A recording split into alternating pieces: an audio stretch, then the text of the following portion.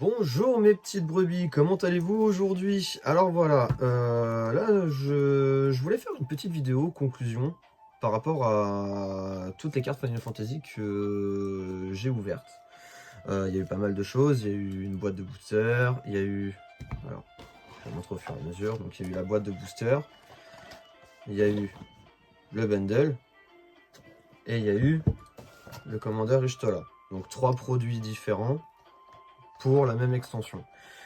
Du coup je vais faire une petite vidéo, donner mon avis sur l'extension Final Fantasy. Après forcément ça n'engage que moi-même, hein, donc voilà, après libre à vous d'en penser ce que vous voulez. Et vous montrer aussi un petit peu ce que j'ai fait, parce que bon j'ai quand même fait 2-3 modifications, j'ai créé un deck, tout ça machin, et vous montrer un peu les accessoires qui... Donc, commençons d'abord par la première chose qui est les produits Final Fantasy. Alors voilà, donc on part sur du classique, hein, comme d'habitude, entre la boîte de booster, le bundle et le commander. Ça reste d'excellents produits. La chose qui me plaît un peu moins, c'est que ça reste pas forcément accessible, parce que mon avis en tant que joueur et collectionneur, c'est que tout le monde ne peut pas forcément avoir des cartes d'univers étendu, donc Final Fantasy et autres, hein, au passage, parce que ça reste une gamme qui coûte très cher. Ça reste une gamme qui coûte très cher parce que c'est sous licence, hein, autre que Magic forcément, mais ça reste des grosses licences, donc forcément, il y a quand même une part de marché qui va à cette licence en question, et donc du coup forcément ça coûte plus cher. Donc mon avis, c'est que c'est bien d'avoir ces cartes-là. Le seul souci, c'est que c'est bien pour des collectionneurs principalement. Pour des joueurs casual, c'est pas... Voilà, c'est pas ce qu'il y a de mieux à faire. C'est pas ce qu'il y a de mieux à faire parce que ça coûte très cher. Il y a des excellentes cartes, hein, il y a des superbes mécaniques, mais c'est pas ça qu'il faut prioriser. Prioriser les extensions propres à Magic, parce que le lore de Magic est quand même très étendu et il y a beaucoup de choses à faire là en ce moment. C'est aux portes des éternités qui sort, qui est une excellente extension, qui coûte moins cher que Final Fantasy, qui sort un petit peu du lot aussi parce que ça a de la science-fiction. C'est différent de ce que Magic fait d'habitude, hein. Donc voilà. Après, en tant que joueur, et en ayant des cartes Final Fantasy en ma possession du coup, ça reste très bon. Notamment, dans les vidéos que j'ai sorties, j'ai tiré certaines cartes qui m'ont permis de faire un deck, un commander, avec cette carte-ci, qui est Choco. Donc un deck oiseau. Franchement, je suis agréablement surpris parce que... Bah, même si j'avais très envie de le faire, je ne pensais pas qu'il allait aussi bien tourner. Bon, après, hein, forcément, ça dépend de comment vous allez le construire, ce deck. Mais dans ces cartes, il y a celle que j'ai retenue le plus, celle-ci, qui est une saga et une créature. D'ailleurs, bon, c'est pas la seule de ce type, mais celle-ci, je la trouve très forte parce qu'elle permet de créer un jeton oiseau dès qu'elle rentre en jeu, hein. Et après, sur les tours 2, 3 et 4, qui vous permettent d'acquérir le piétinement jusqu'à la fin du tour, sachant que le deck Choco se joue avec beaucoup de terrain. Et avec la capacité touche terre, ce qui permet à vos oiseaux de gagner +1/+0 pour chaque terrain que vous mettez en jeu à chaque fois jusqu'à la fin du tour. Donc en combinant ça, c'est très fort. Néanmoins, cette carte toute seule, ça vaut pas grand chose. Moi, ce que j'ai fait, j'ai retenu les 5 cartes, y compris celle-ci, dans mon deck, qui sont excellentes. On va partir d'abord sur Roger Tak. Roger Tak, qui vient de l'extension Ixalan, la dernière, qui est très forte parce qu'en plus, c'est un deck qui joue beaucoup sur les jetons oiseaux. Cette carte permet de tripler à chaque fois les jetons que vous mettez en jeu. Donc, quand cette carte arrive et si vous avez Wager Tag, vous en mettez 3 à la place d'un, ce qui est très très fort. Mais le problème avec cette carte-ci, c'est qu'une fois que vous avez atteint le 4e tour, vous devez la sacrifier. Donc, j'ai trouvé une parade à ça. Bédor, qui vient de l'extension du Seigneur des Anneaux. Bédor est très forte. C'est une 1-3 pour 2, et en fait, elle permet de déplacer sur elle, depuis un autre permanent que je contrôle, donc l'invocation Gros Chocobo, un marqueur. Donc, en l'occurrence là, le marqueur Sapiens. Donc, ce qui me permet en fait de renouveler tout le temps, à chaque tour et principalement au tour des adversaires. Ça, je l'active au tour des adversaires, comme ça, prochain tour, elle peut rejouer son effet. Donc du coup, en fait, ce qui fait que j'ai une créature déjà permanente, une 4-4. En plus, je peux remettre des jetons derrière, ce qui est quand même très très fort. Défense du cœur de la forêt. Celle-ci, une carte excellente. Sachant que on joue beaucoup de jetons, sa condition, elle est totalement facile à avoir. Au début de votre entretien, si un adversaire contrôle au moins 3 créatures, sacrifiez la défense du cœur de la forêt, cherchez dans votre bibliothèque jusqu'à 2 cartes de créatures et on les met sur le champ de bataille engagé. Ce qui me permet d'aller chercher en fait mes Godwin, tout simplement. J'ai rien à dire de plus sur cette carte. Et ensuite, et ça pour le coup, c'est pour la fin de game, Bart et Choco, qui vient de cette extension pour le coup. Affinité pour les oiseaux. Donc du coup, alors, je vais faire ça dans l'ordre. C'est une 4-3 pour 5. Une créature légendaire. Affinité pour les oiseaux, donc elle coûte 1 de moins.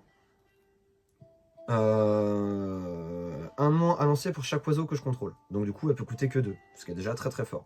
Et quand il arrive, chaque autre oiseau que je contrôle inflige un nombre de blessures égal à sa force à une créature ciblée qu'un adversaire contrôle, ce qui permet complètement de...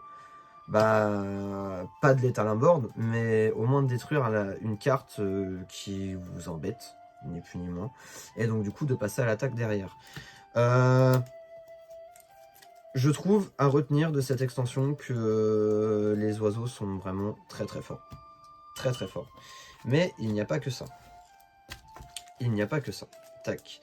Parce que du coup, j'ai sélectionné quand même 4 des cartes qui m'ont vraiment plu. Hein. Bon, alors après, c'est plus pour la collection pour le coup, mais...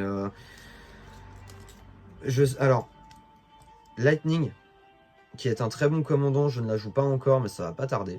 Hein. Qui fait quoi? Alors, tac, parce que du coup... Ah, ça c'est un petit contretemps. Donc pour 3, c'est une 3-2. En blanc-rouge. Initiative, piétinement, lien de vie. Déjà, rien que ça. Et elle choque. À chaque fois que Lightning inflige des blessures de combat à un joueur jusqu'à votre prochain tour, si une source devait infliger des blessures de combat à ce joueur ou à un permanent que ce joueur contrôle, elle inflige le double de ses blessures à la place. Voilà. Donc, dans un deck rouge qui en plus priorise la puissance, c'est très fort. Tac, on a Absolue Vertu. Alors celle-ci, elle est particulière parce qu'elle est chère à lancer. Elle coûte 8. C'est une 8-8 de mémoire que je sorte. Oui, effectivement, c'est une 8-8. Mais par contre, ce sort ne peut pas être contrecarré.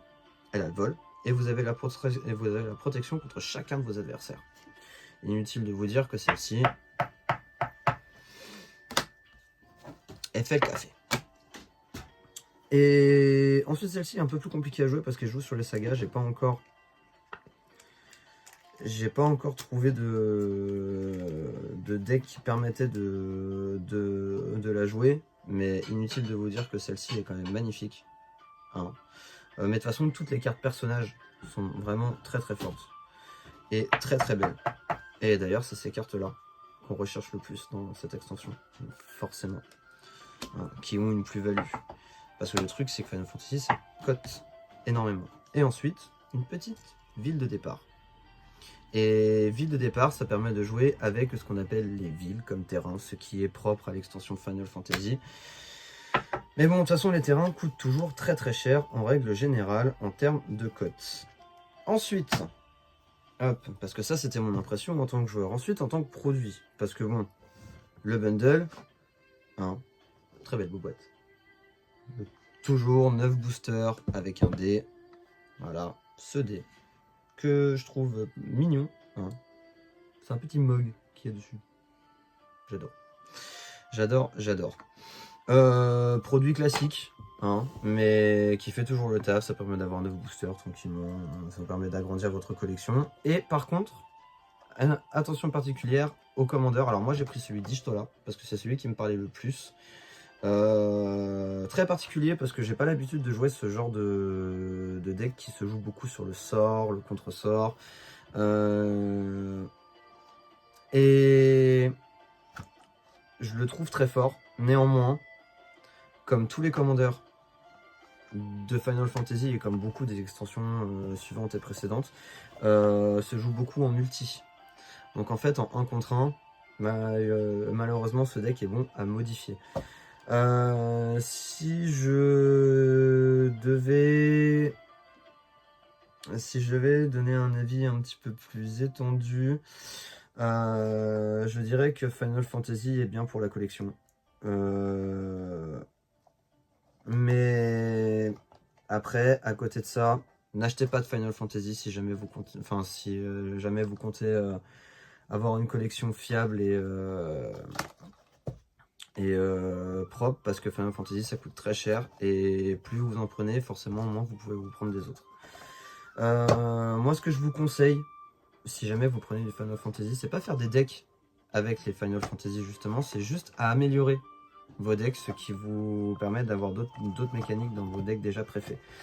Voilà. Et je vais juste finir sur une chose. On a sorti beaucoup de Magic ces derniers temps. On va se concentrer un petit peu sur autre chose pour étendre un petit peu la chaîne. Et par contre je peux vous garantir qu'à Noël il va y avoir une grosse surprise. J'espère que vous serez au rendez-vous parce que ça vaut le coup.